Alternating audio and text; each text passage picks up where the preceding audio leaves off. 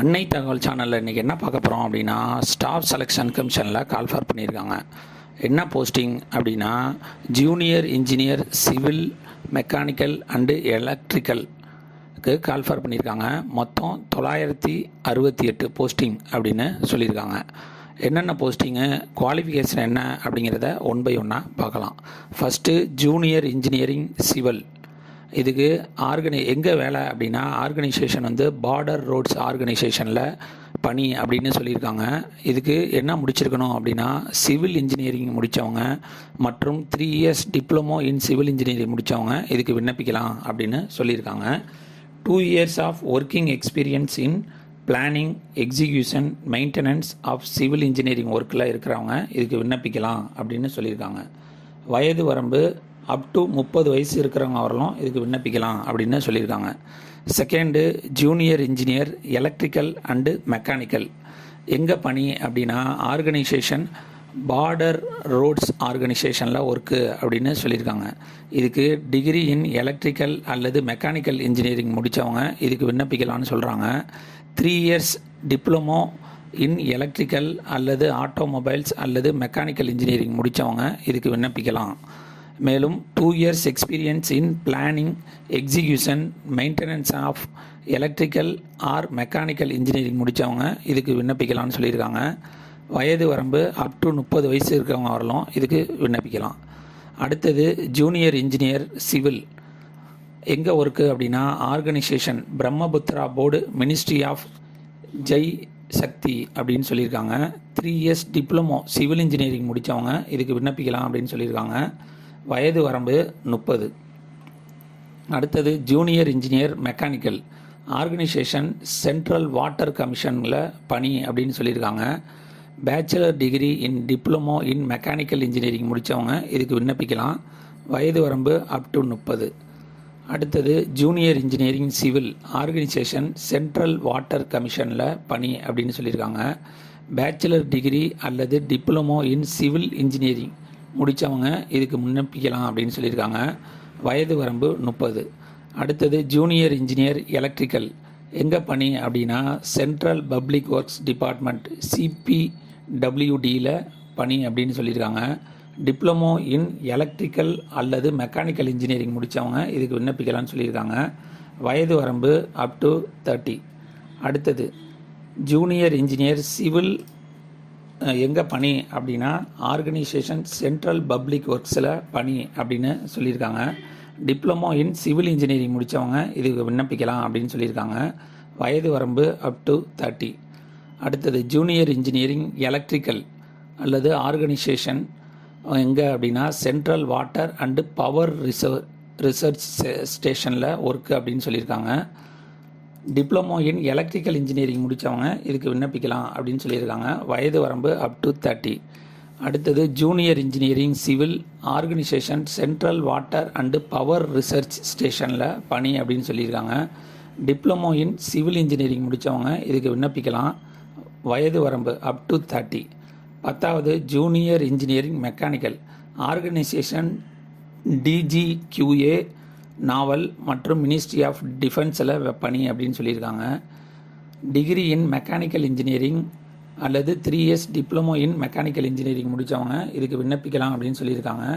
2 years experience in the respective field இல்லை work பண்ணவங்க apply பண்ணலாம். வயது வரம்பு up to 30. 11th junior engineer electrical. எங்கே பணி அப்படின்னா, DGQA நாவல் மினிஸ்ட்ரி ஆஃப் டிஃபென்ஸில் பணி அப்படின்னு சொல்லியிருக்காங்க.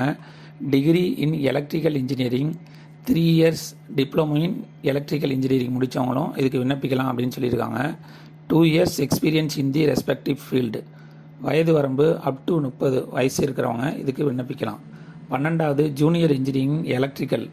ஆர்கனைசேஷன் எங்கே அப்படின்னா, ஃபராகா பரேஜ் ப்ராஜெக்டில் மினிஸ்ட்ரி ஆஃப் ஜெய் சக்தியில் பணி அப்படின்னு சொல்லியிருக்காங்க.